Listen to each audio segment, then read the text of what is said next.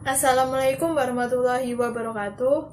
Perkenalkan, kami dari kelompok 2 auditing akan menjelaskan materi tentang sampling audit untuk pengujian atas pengendalian dan pengujian substantif atas transaksi. Di sini kami beranggotakan 4 orang, yaitu ada Farah Raffi Budi Ekasari, ada Mafajatul Ulia, ada Fatimah Nuraini, dan yang terakhir ada Akmal Ramadhan. Untuk selanjutnya kita akan masuk ke dalam materi. Yang pertama ada sampel representatif. Sampel representatif yaitu sampel yang memiliki karakteristik yang hampir sama dengan yang dimiliki oleh populasi. Dalam praktik, auditor tidak dapat mengetahui apakah sampel representatif bahkan setelah pengujian selesai.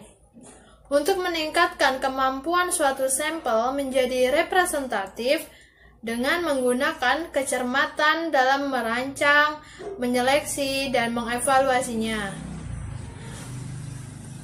Untuk yang berikutnya, yaitu ada hal yang dapat mengakibatkan hasil sampel menjadi tidak representatif.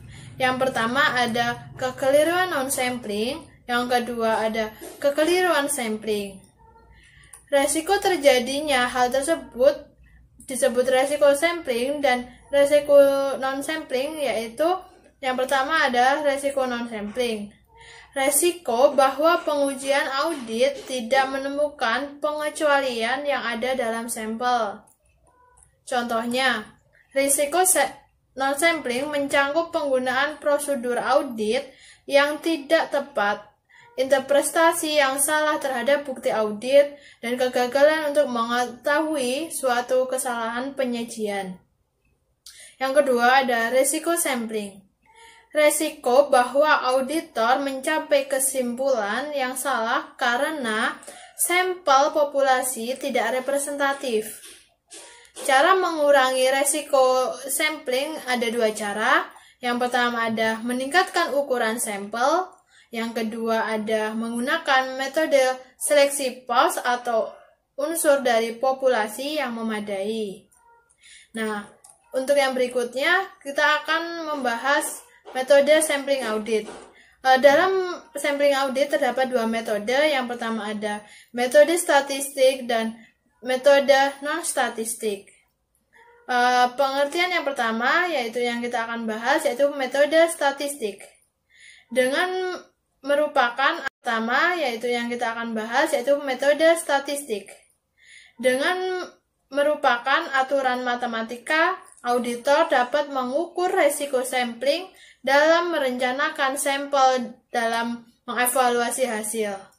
Yang kedua ada metode non-statistik. Auditor tidak mengukur meliputi semua aspek resiko audit yang tidak berkaitan dengan sampling. Sebagai contoh, pengiriman surat konfirmasi atas piutang yang tercatat tidak dapat diandalkan untuk menemukan piutang yang tidak tercatat. Resiko non-sampling yang muncul karena auditor mungkin gagal mengenali salah saji yang ada dalam dokumen yang diperiksanya. Hal yang akan membuat prosedur audit menjadi tidak efektif walaupun ia telah memeriksa semua data. Assalamualaikum warahmatullahi wabarakatuh. Saya Mafajatul Ulia. Di sini saya akan melanjutkan materi yang disampaikan oleh Farah. Materi selanjutnya adalah persamaan 4 bagian dalam metode statistik dan metode non-statistik. Untuk persamaan yang pertama adalah perencanaan sampel. Perencanaan sampel di sini bertujuan untuk menjamin bahwa pengujian audit dilaksanakan dengan cara yang sesuai untuk memberikan resiko sampling yang diinginkan untuk menjamin kekeliruan non-sampling. Kemudian, menurut standar auditing 530.6, ketika merancang suatu sampel audit, auditor harus mempertimbangkan tujuan prosedur audit dan karakteristik populasi yang menjadi sumber suatu sampel yang akan diambil. Selanjutnya, persamaan yang kedua adalah seleksi sampel. Seleksi sampel meliputi keputusan bagaimana memilih unsur sampel dari populasi. Menurut standar auditing 530.8, Auditor harus memilih unsur-unsur yang akan menjadi sampel sedemikian rupa sehingga setiap unit sampling dalam populasi memiliki suatu peluang yang sama untuk dipilih. Kemudian, persamaan yang ketiga adalah pelaksanaan pengujian. Pelaksanaan pengujian adalah pemeriksaan dokumen dan melakukan pengujian audit lainnya. Menurut standar auditing 530, pelaksanaan prosedur audit poin 9, auditor harus melaksanakan prosedur audit yang tepat untuk tujuan yang hendak dicapai atas setiap unsur yang dipilih. Kemudian poin 10, jika prosedur audit tidak dapat diterapkan pada unsur pilihan, maka auditor harus melaksanakan prosedur tersebut atas suatu unsur pengganti.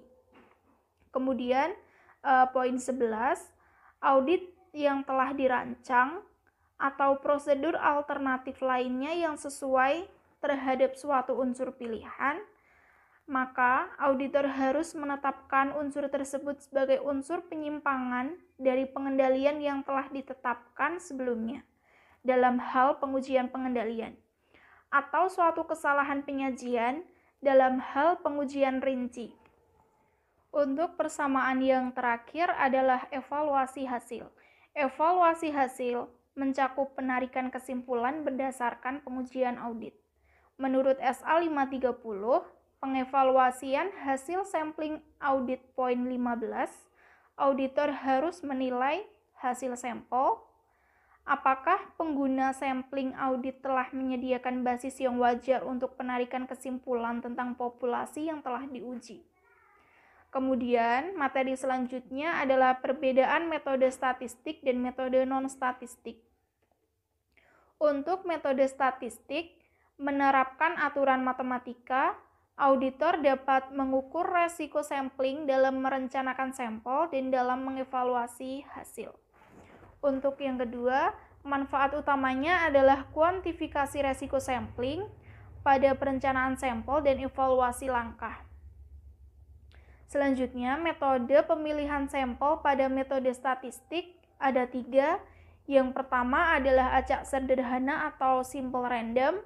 Yang kedua adalah sistematis. Yang ketiga, probabilitas yang proporsional dengan ukuran sampel. Kemudian, metode non-statistik. Metode non-statistik, auditor tidak mengukur resiko sampling. Pemilihan unsur-unsur sampling yang diyakini dapat memberikan informasi yang berguna pada populasi. Pada metode non-statistik, kesimpulan yang diambil lebih didasarkan pada pertimbangan auditor. Kemudian, metode pemilihan sampel pada metode non-statistik ada 2, yaitu blok dan sembarang. Menurut standar auditing 530, metode utama pemilihan sampel adalah penggunaan pemilihan acak, pemilihan sistematis, dan pemilihan sembarang. Untuk materi selanjutnya adalah metode seleksi sampel non-probabilitas. Metode seleksi sampel non-probabilitas adalah metode seleksi sampel dengan tidak didasarkan pada probabilitas matematis, melainkan didasarkan pada pengetahuan dan keterampilan auditor dalam menerapkan pertimbangan profesional, sehingga representatif tidaknya sampel mungkin sulit ditentukan. Metode seleksi sampel non-probabilitas ini terdiri dari sampling block dan seleksi sembarang. Untuk sampling block, merupakan seleksi beberapa unsur secara berurutan. Penggunaan metode ini dapat diterima hanya jika digunakan jumlah blok yang cukup. Untuk seleksi sembarang, auditor mengamati suatu populasi dan memilih unsur untuk sampel tanpa memperhatikan ukuran, sumber, atau karakteristik lain yang membedakan. Auditor berupaya untuk menyeleksi tanpa memihak. Kelemahan dari seleksi sembarang ini adalah kesulitan auditor untuk sama sekali tidak memihak dalam memilih unsur yang menjadi sampel. Sekian presentasi yang dapat saya sampaikan. Materi selanjutnya akan disampaikan oleh teman saya. Baik, terima kasih kepada Mbak Fazatul Ulia yang telah menjelaskan materi sebelumnya, yakni metode seleksi sampel non-probabilitas. Kali ini saya akan menjelaskan mengenai metode seleksi sampel probabilitas. Metode seleksi sampel probabilitas. Metode ini merupakan metode pemilihan sampel di mana setiap item populasi memiliki probabilitas yang dapat diketahui untuk dimasukkan ke dalam sampel. Sampling audit. Menurut SA 530, sampling audit merupakan penerapan prosedur audit terhadap kurang dari 100% unsur dalam populasi audit yang relevan sedemikian rupa sehingga semua unit sampling memiliki peluang yang sama untuk dipilih, untuk memberikan basis memadai bagi auditor, serta untuk menarik kesimpulan tentang populasi secara keseluruhan. Menurut SA 530 pula ada 5 metode pemilihan sampel. Yang pertama ada Simple Random Sample Selection, yang kedua Systematic Sample Selection, yang ketiga Monetary Unit Sampling, yang keempat pemilihan sembarang, yang kelima ada pemilihan secara blok.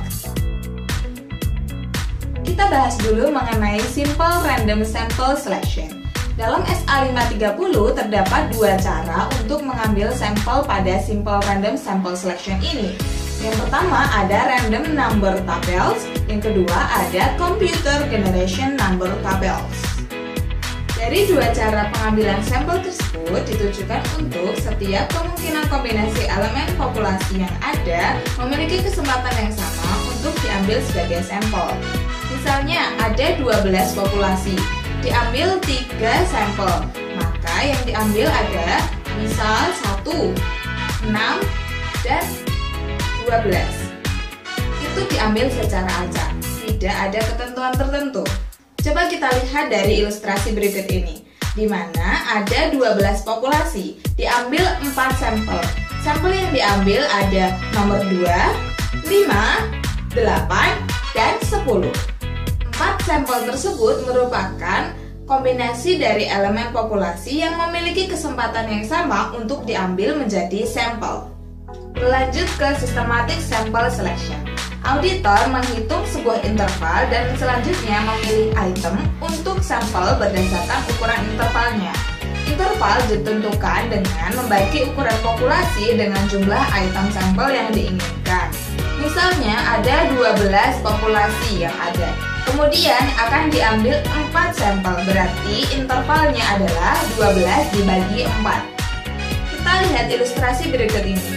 Ada 9 populasi di mana nantinya akan diambil 3 sampel. Nah, dari 3 sampel ini untuk menentukan sampel mana yang dipilih harus dicari terlebih dahulu interval dari sampel tersebut.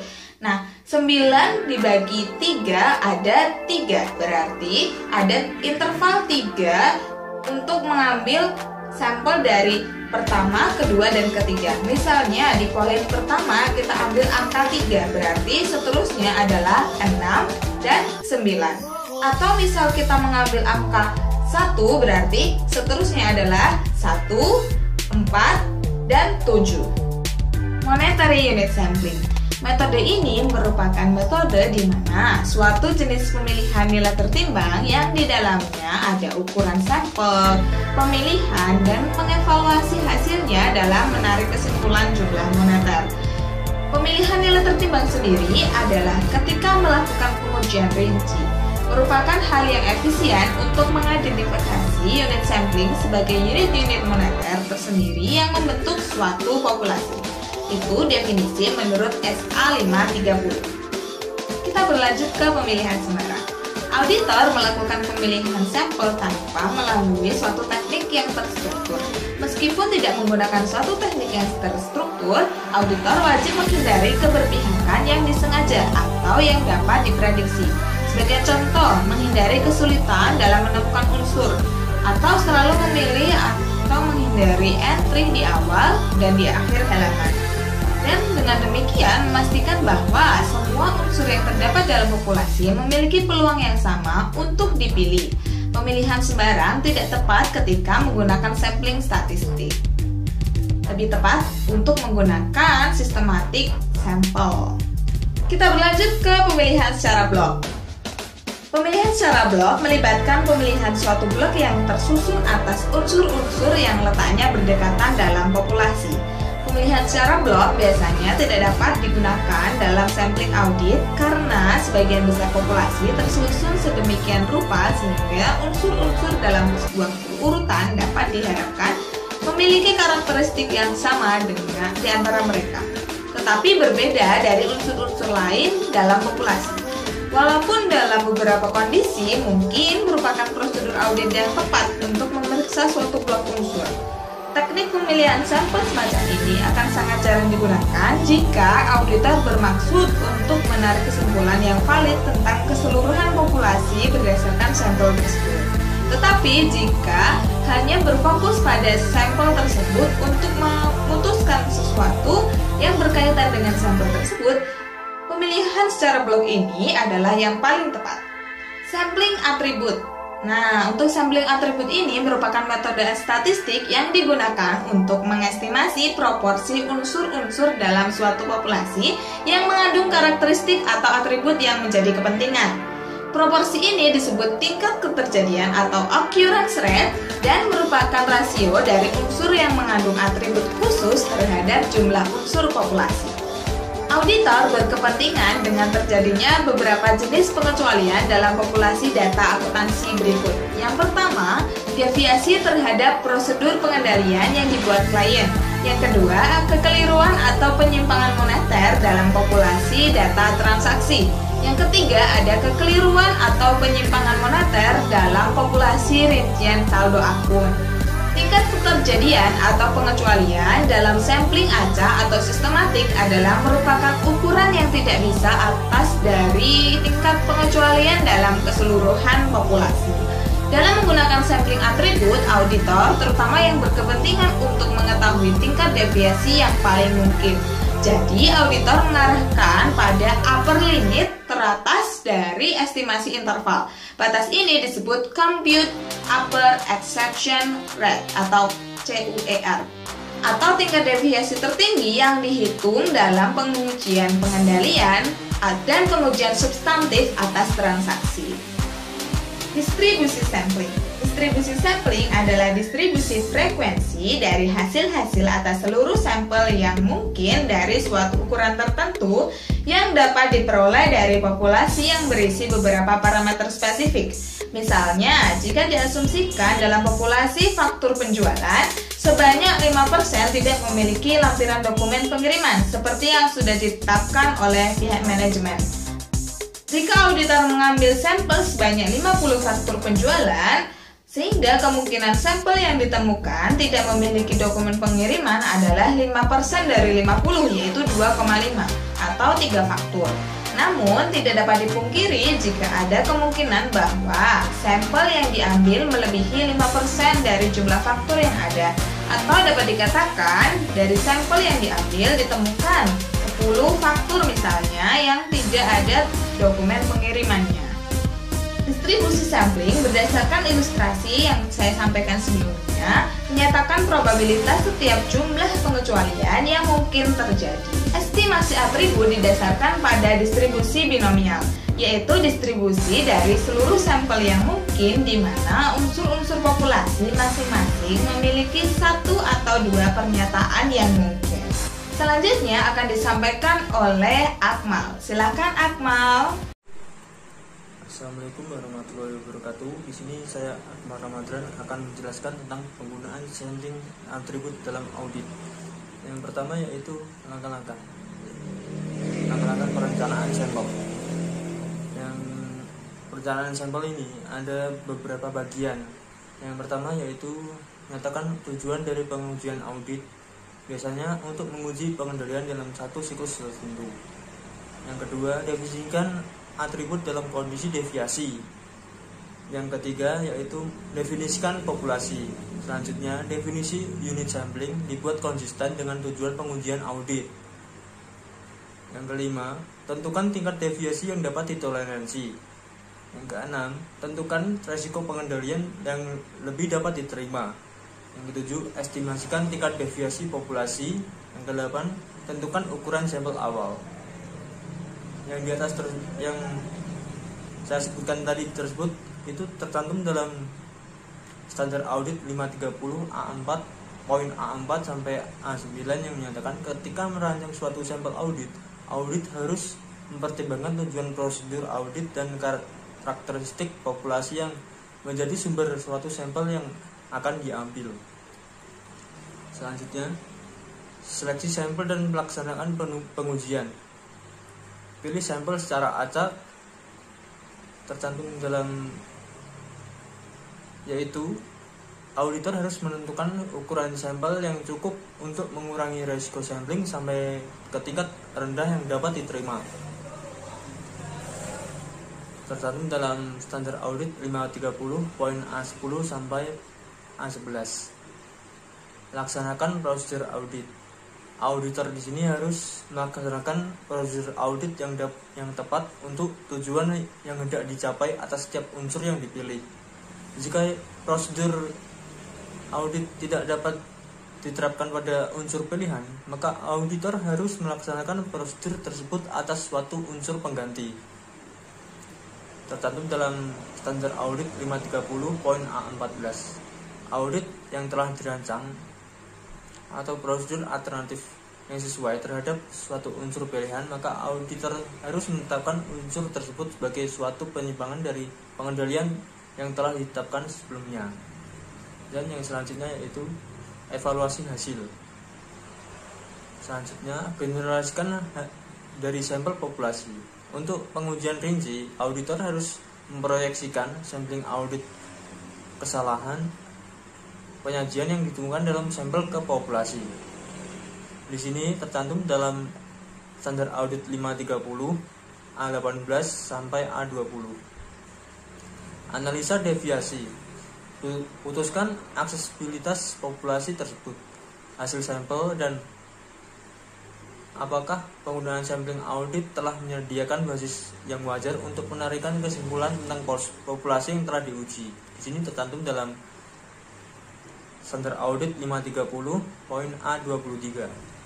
Selanjutnya yaitu pertimbangan lain.